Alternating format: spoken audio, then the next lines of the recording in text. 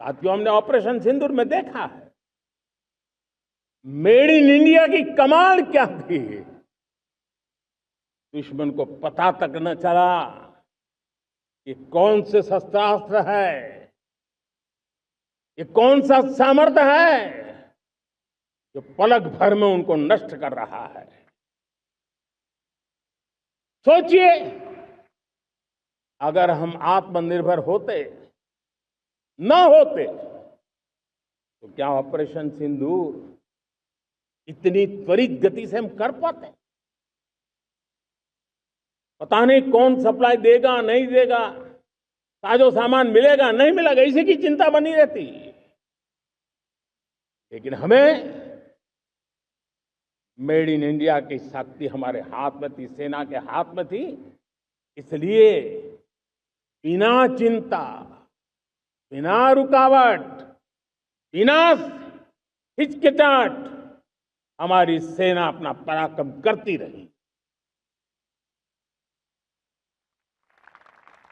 और ये पिछले 10 साल से लगातार डिफेंस के क्षेत्र में आत्मनिर्भरता पर हम एक मिशन लेकर के चले हैं, उसके नतीजे आज नजर आ रहे हैं। साथियों, मैं एक और विषय पर आपका ध्यान आकर्षित करना चाहता हूं। ये बात से कोई इनकार नहीं कर सकता कि 21वीं सदी टेक्नोलॉजी ड्रिवन सेंचुरी है।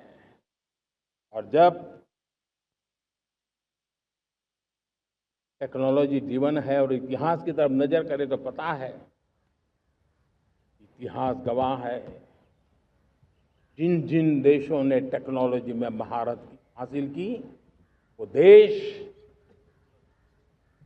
विकास की ऊंचाइयों को पार कर गए, शिखर पर पहुंच गए। आर्थिक शक्ति नए पैमाने पर पहुंचती गई। हम जब टेक्नोलॉजी के अलग अलग आयामों की बात करते हैं तो मैं आपका ध्यान आकर्षित करता हूं सेमीकंडक्टर्स पे। उदाहरण के तौर पे बताता हूं,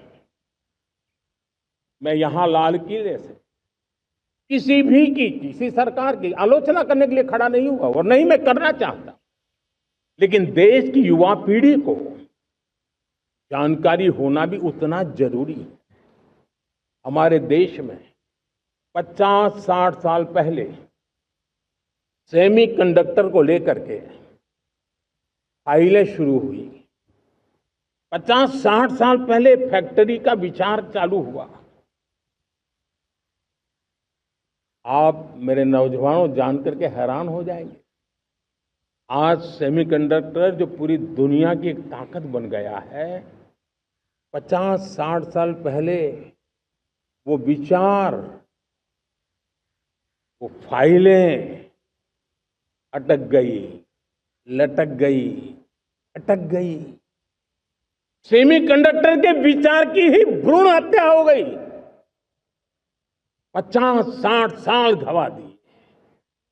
हमारे बाद कई देश सेमीकंडक्टर में आज महारत हासिल करके दुनिया में अपनी ताकत को प्रस्थापित कर रहे हैं। साथियों, आज हमने उस बोझ से मुक्त होकर के मिशन मोड में सेमीकंडक्टर के काम को आगे बढ़ाया है। 6 अलग अलग सेमीकंडक्टर के यूनिट्स जमीन पर उतर रहे हैं। 4 नए यूनिट्स को हमने ऑलरेडी हरी झंडी दिखा दी है, ग्रीन सिग्नल दे दिया है। और देशवासियों और मेरे खास करके नौजवानों और विश्व भर में भारत की टेक्नोलॉजी की ताकत को समझने वाले लोगों को भी कहना चाहूंगा, इसी वर्ष के अंत तक मेड इन इंडिया भारत की बनी हुई, भारत में बनी हुई, भारत के लोगों द्वारा बनी हुई मेड इन इंडिया चिप्स बाजार में आ जाएगी।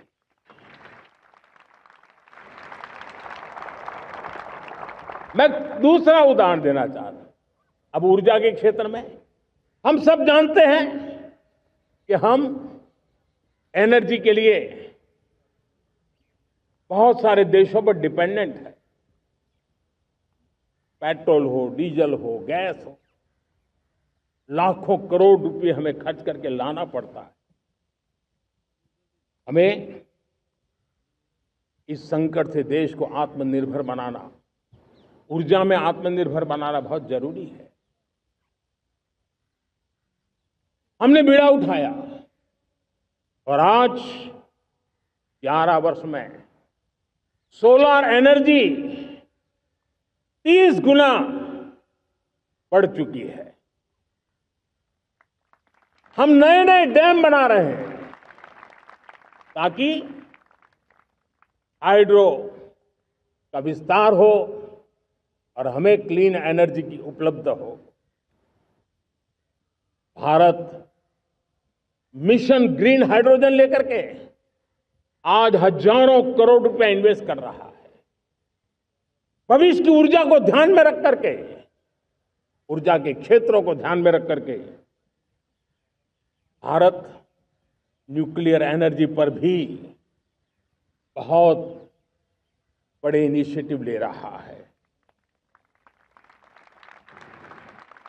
न्यूक्लियर एनर्जी में 10 नए न्यूक्लियर रिएक्टर तेजी से काम कर रहे हैं।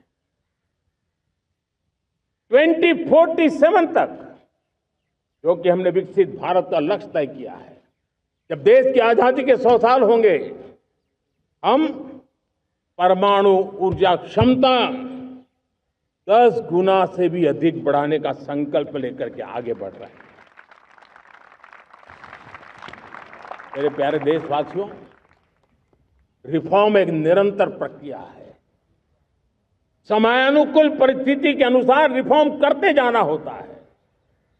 हम न्यूक्लियर एनर्जी के क्षेत्र में बहुत बड़े रिफॉर्म लेकर के आए। अब हमने प्राइवेट सेक्टर के लिए भी परमाणु ऊर्जा को उसके द्वार खोल दिए हैं। हम शक्ति को जोड़ना चाहते हैं।